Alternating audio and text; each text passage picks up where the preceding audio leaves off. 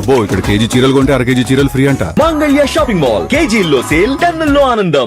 CJP పుట్టుకే విచిత్రంగా జరిగింది. ఇది సాంప్రదాయ రాజకీయ పార్టీ కాదు. ఇది సెటారికల్ ఉద్యమంగా ప్రారంభమై తర్వాత దేశవ్యాప్తంగా విద్యార్థుల ఉద్యమానికి ప్రతీకగా మారింది.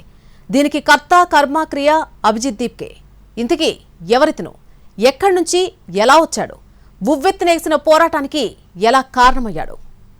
ఈ ఏడాది నీట్ ప్రశ్నపత్రం లీకులు, పరీక్షల నిర్వహణపై ఆరోపణలపై నిరుద్యోగ యువతలో అసంతృప్తి పెరిగిపోయింది. ఎంతో కష్టపడి ఎగ్జామ్ రాస్తే పేపర్లు లీక్ కావడం, మళ్లీ రాయాల్సి రావడంతో విద్యార్థి లోకం ఆవేదన చెందింది. దీన్నే క్యాష్ చేసుకుంది సీజేపీ. ఈ క్రమంలో కొందరు యువ కార్యకర్తలు, సామాజిక మాధ్యమాల సృష్టికర్తలు కలిసి ఒక వ్యంగ్య రాజకీయ వేదికను ప్రారంభించారు. జనం రాజకీయ పార్టీలపై నమ్మకం కోల్పోయారని, అవినీతి వ్యవస్థను ఎద్దేవా చేయాలనే ఉద్దేశంతో కాక్రోచ్ జనతా పార్టీ అనే పేరు పెట్టారు.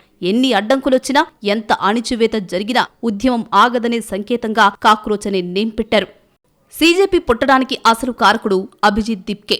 పుణెలో జర్నలిజంలో గ్రాడ్యుయేషన్ పూర్తి చేసిన ఆయన తర్వాత ఉన్నత విద్య కోసం అమెరికా వెళ్లారు. అక్కడ ప్రసిద్ధ బాస్టర్ యూనివర్సిటీ నుంచి పబ్లిక్ రిలేషన్స్ విభాగంలో మాస్టర్స్ డిగ్రీ పొందారు. ఇతను 30 ఏళ్ల రాజకీయ కమ్యూనికేషన్ వ్యూహకర్త.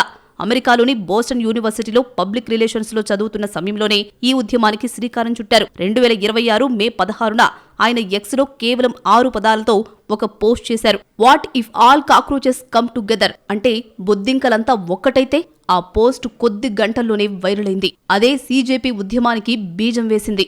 ఢిల్లీకి చెందిన యూట్యూబర్ మేఘ్నాదియస్ ఆ పోస్ట్ను చూసి మరో స్నేహితుడితో కలిసి ఏఐ సాయంతో కాక్రోచ్ జనతా పార్టీ పేరుతో ఒక వ్యంగ్య వెబ్సైట్ రూపొందించారు. అది లక్షలాది మంది యువతకు ఒక వేదికగా మారింది. ప్రారంభ రోజుల్లోనే సీజేపీ ఎక్స్ ఖాతాలో మిలియన్ల మందికి పైగా చేరారు. అనంతరం ప్రభుత్వ చర్యలతో ఆ ఖాతాను భారత్లో నిలిపివేశారు. ఇన్స్టాగ్రామ్లో అయితే మరింత భారీ స్పందన వచ్చింది. కొన్ని రోజుల్లోనే 22 మిలియన్ల మంది అనుచరులు చేరారు. ఆ తర్వాత అది 25 మిలియన్లకు పెరిగింది. మొదట సామాజిక మాధ్యమాల్లో చిన్న ప్రచారంగా మొదలైన సీజేపీ ఉద్యమం కొన్ని రోజుల్లోనే వేలాది మంది విద్యార్థులను ఆకర్షించింది. నీట్ ప్రశ్నాపత్రం లీక్, విద్యార్థుల ఆత్మహత్యల సమస్యను సీజేపీ ఎత్తి చూపింది. దీనికి పరిష్కారం కోసం విద్యార్థులు ఢిల్లీలోని జంతర్ మంతర్ వద్ద నిరవధిక నిరసన ప్రారంభించారు. ఇది నెలకు పైగా కొనసాగి కేంద్రం దిగొచ్చేదాకా సాగింది. సాధారణ రాజకీయ పార్టీలా కాకుండా వ్యంగ్యాన్ని ఆయుధంగా తీసుకుని యువతను పెద్ద ఎత్తున ఒకే వేదికపైకి తీసుకురావడం సీజేపీ స్పెషల్.